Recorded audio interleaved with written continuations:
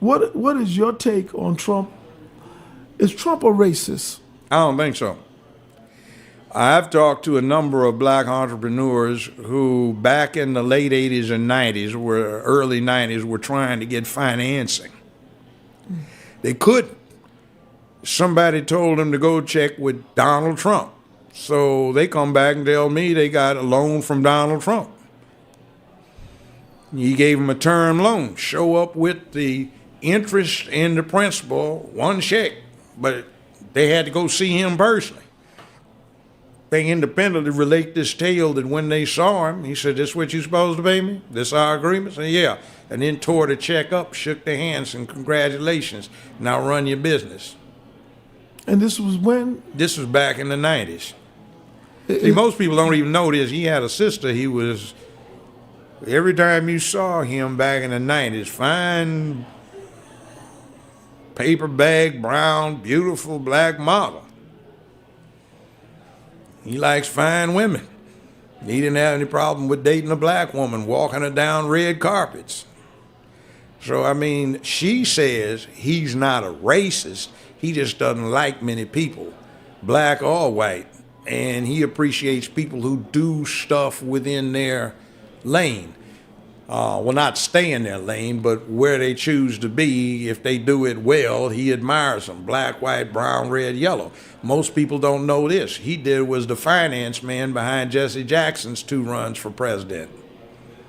Wow. So, he talks, but I don't mind somebody talking. I think we've gotten too sensitive to that. That's part of the effeminization of the country. I remember in junior high and high school, "Hey, man, I won't say nothing, man, but last night when I saw your mama, man, you don't know I was over there because you was asleep, man." But blah, blah, blah, blah. We ran to dozens. That was our sport. Mm-hmm. So we were used to talking about each other. Now, "Man, he talking about my mama, man." What's wrong with you? Mm-hmm. Do you think Trump will get reelected? I think he's going to get reelected. This impeachment mess we've got right now, there's a thing called the U.S. Constitution, and the Constitution says the president is the chief diplomatic officer of the United States. It puts no limits on his discretion. It simply says that if he comes up with any treaties, they have to be ratified by the Senate. If a treaty is ratified by the Senate, it becomes part of the supreme law of the land. The president and other elected and appointed officials are under oath required to follow the law of the land.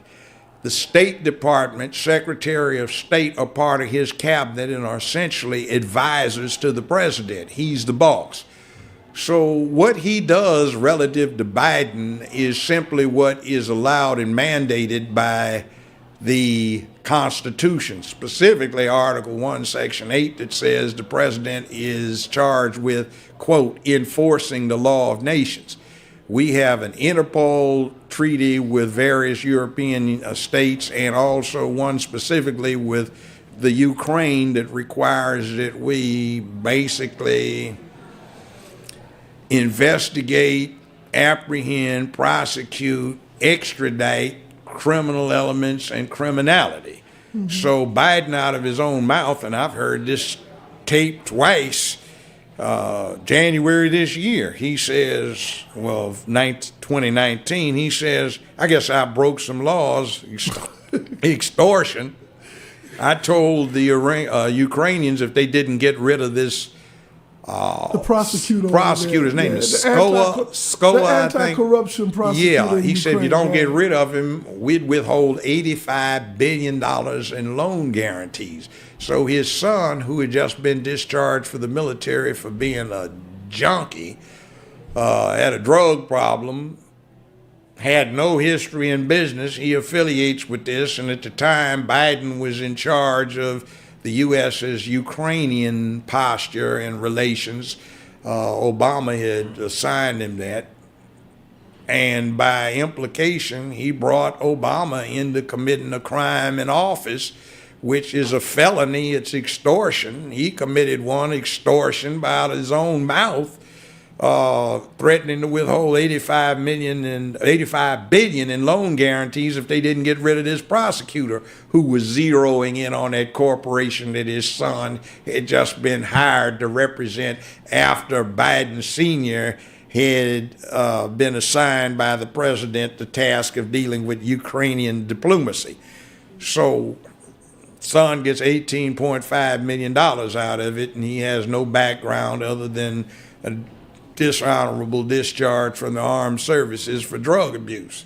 But one last question. Do you think black people are missing an opportunity with Trump?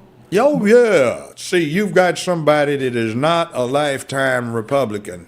He's been a blue dog Democrat for most of his life.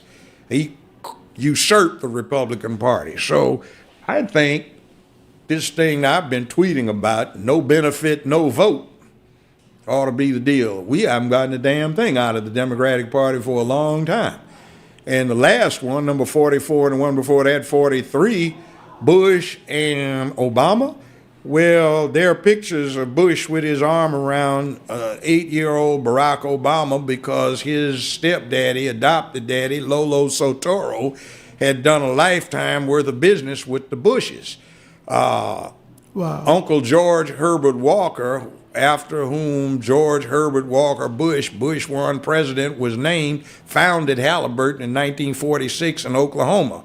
And Lolo Sotoro had been international executive vice president for Standard Oil. There was talk of him being a CIA asset. Well, in yeah, Indonesia. see, he ran the death squads for the Indonesian army. On his own call, anyone could be assassinated. So when George Herbert Walker Bush became head of the CIA under the Ford administration, he just got with his old buddy in the oil business, Lolo Sotoro, and pulled off the hits. See, Barack's grandmother has been acknowledged as being the woman that operated the channels through which CIA money went to the Southwest Pacific. So she introduced her daughter, who had just had Barry, Barack, to Lolo Sotoro, and they got married, and Lolo Sotoro adopted Barack Obama. The name was changed to Barry Sotoro. Now, when he went to high school in Hawaii, I know about that high school. I almost sent my oldest son to it. I could afford it, but I didn't think he deserved it. 20 years ago, the tuition was $95,000 a year, not including room and board. When Obama went there, I've talked to two of his classmates. They independently state that the tuition, not including room and board, was $45,000.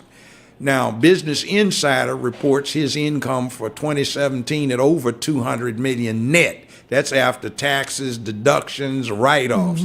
For this last year, 2018, they reported it as $570+ million. And that's after all deductions, tax, right? Trump doesn't make that net.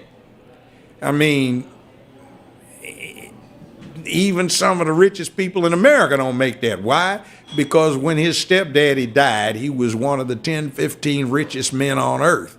And he left everything in a trust fund operated out of Indonesia, so the American government can't touch it. That makes Barack Obama 1/3 beneficiary for the assets of one of the 10, 15 richest men on earth.